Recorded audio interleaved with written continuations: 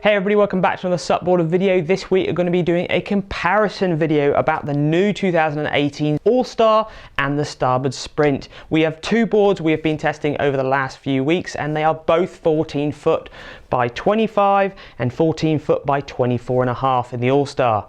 This is our feedback and thoughts about the two boards. So first off, a bit about the Starboard race board range at the moment. You've got three boards in the race board range, all in multiple different sizes. You've got the Ace, which is the sort of downwind, choppier, open water, purist sort of board, more like a hollowed out canoe with a sort of pintail there. Then you move on to the AllStar, which is an all-round board designed for open water, flat water, multi sort of condition uses. The Sprint this year is a flat water out and out board, but they have changed it to make it a little bit more open water friendly, which we're going to go on today.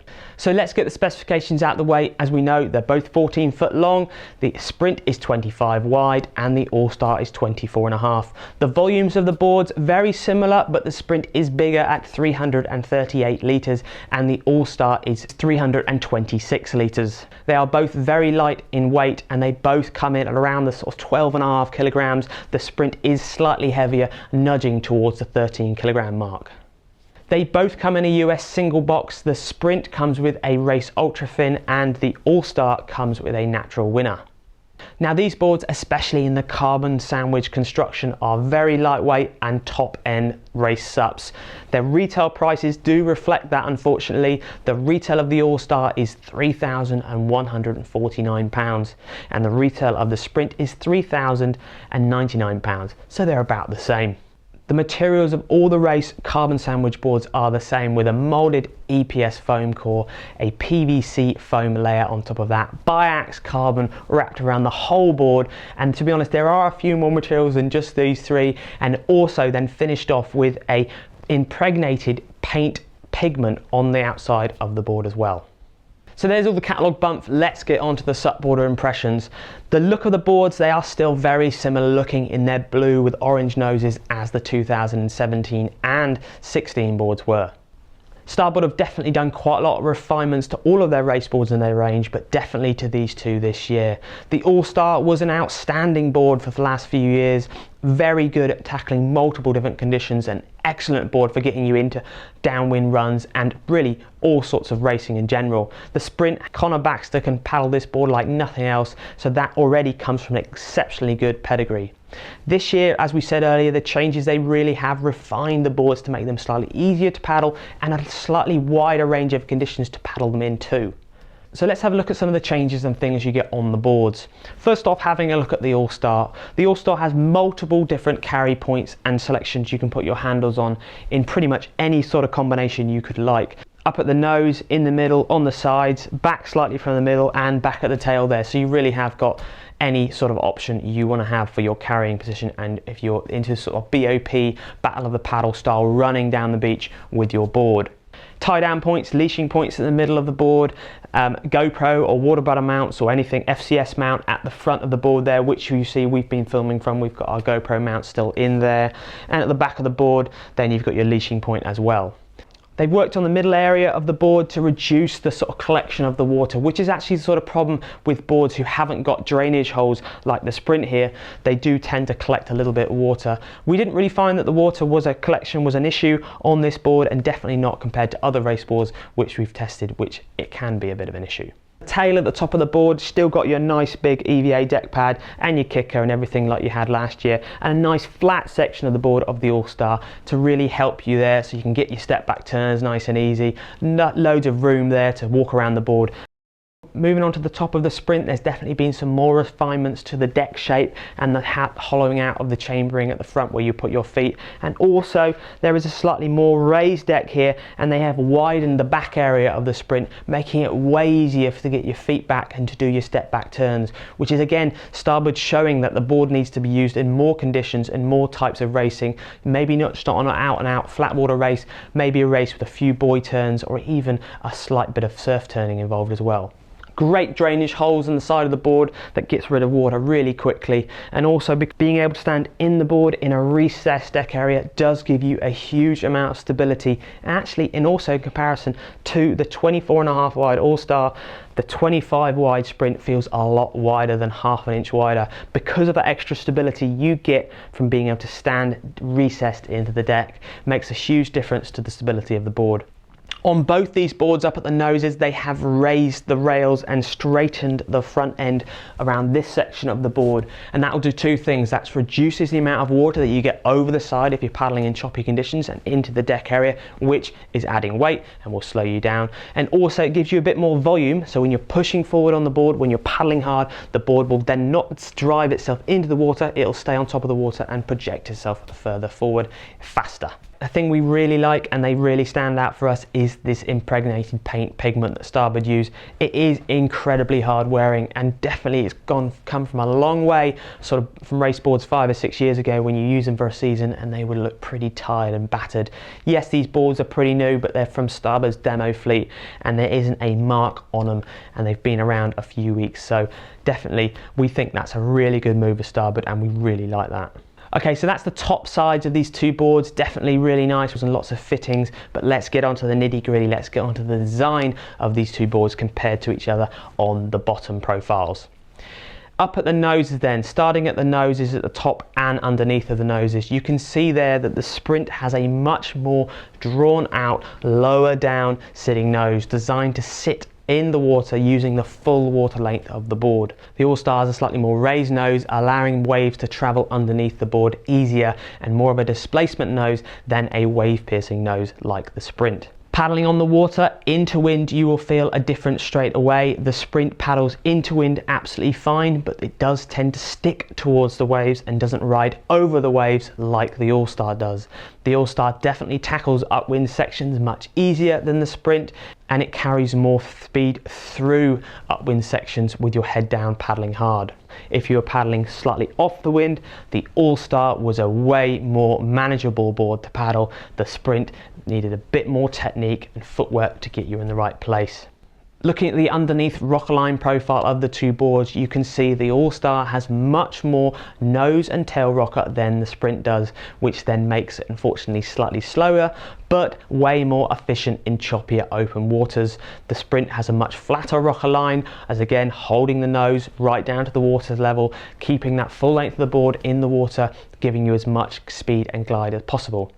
The Sprint still has a slight amount of tail kick, maybe more than last year, which does give it the ability to handle ocean swells and definitely choppier waters. And we are noticing this year, for instance, if you look at the race field when they are lined up on their race grids, you will see that the AllStar and the Sprint is in the same races off the beach in choppier waters. Definitely some performance athletes are opting for the Sprint with a bit of technique and footwork trimming over the AllStar. The bottom shapes of the board are still keeping on the same lines as Starboard had a few years ago, with their really amazing channel bottom shape that we really got excited about when we first tested the board, and the amount of stability you gain from having this is really incredible. The AllStar has a bigger channel still than the Sprint. The Sprint has a slightly more refined center channel designed to obviously make the board slightly faster, but not giving you as much stability as you would need in the choppier waters as the AllStar. The back of the boards underneath are a little bit more similar. They're slightly flatter than they were a few years ago, making it better for faster release and also easier for step back turns. In particular, the Sprint has a flatter tail, definitely making it easier to get your footwork back and doing more step back turns, which also goes in hand with the more open deck that they have given it this year. We've used these boards in lots of different conditions and they definitely have strengths and weaknesses. Will from SUPboarder has been tracking this with the GeoSUP app and really trying to get some analytics against the two boards. Here's what he found out. We used GeoSUP, the stand-up paddleboarding app, to capture some interesting data while we tested the boards. We did 3 tests in total. The first 2 were Sprint tests. We took the boards out on a very calm evening. The app captures the environmental conditions such as wind, temperature and pressure. On this particular night we had very little wind, the sea was very flat and it was a good environment for a controlled test. You can see here on the track that I did a sprint every few minutes, shown by the orange on the track. This was to understand what the top speed of the board would be. For the AllStar, shown here, it achieved a top speed of just under 7 miles an hour. Compared to the sprint, that achieved a top speed of just over 7 miles an hour. Not a huge difference, but all the same an interesting observation. The second test we did was a simulated race. We took two very equally matched paddlers, one on each board. I paddled the sprint and we did a 6-mile course. The location for the paddle was Plymouth Sound, which is a relatively sheltered piece of water that does get some ocean swell, particularly in its southwestern corner. The conditions for the day were light westerly winds. GeoSUP recorded the wind data from the nearest weather station every 15 minutes or so. As you can see here on the east side of the course, the wind was between 4 and 10 miles an hour. The shelter from the big hill at the start, as we headed south on the left, meant that the water was a bit flatter. Both boards were pretty evenly matched. As we got to the southwest side of the course, ocean swell and some significant tide was starting to cause some confused water with some groundswell. In this situation, the AllStar seemed to be much more easy to manage and pulled away. As we turned to the downwind, again, the AllStar seemed to be easier at catching bumps and pulled away yet more. The sprint would catch bumps, but it was just a little bit more technical to paddle. And by the time we got to the very bottom of the course, I'd actually figured out how to downwind it and catch bumps a little bit more effectively by moving my weight around, and had pulled back quite a considerable amount of distance on the AllStar. The east side of the course showed some interesting observations. With a slightly more choppy sea and side wind, the sprint was noticeably a little bit more difficult to handle. The AllStar seemed to deal with the side chop a little bit easier, and again pulled out that early lead again. However, it wasn't all over, and as we turned to head west, straight into the wind, the sprint seemed to be equaling the speed of the AllStar again. As the wind and the sea state calmed down due to the shelter of the land, the sprint again really came into its own, and at the final stretch of the race, the sprint pulled back quite a considerable amount of distance. Some really interesting observations throughout this race. All of this information is available on GeoSUP, as well as loads of other information for paddlers all over the world.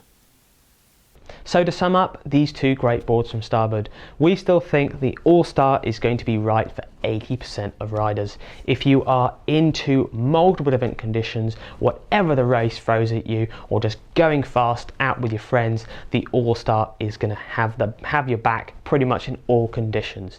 If you are a more performance racer and you're happier to move your feet and trim the board, and you are looking for split-second fastest times, go towards the sprint. There's definitely more crossovers than there was last year, but the boards still are very different in their uses. All round, got your back, do anything with the AllStar. Super fast, slightly more trimmable for the performance racer, the sprint.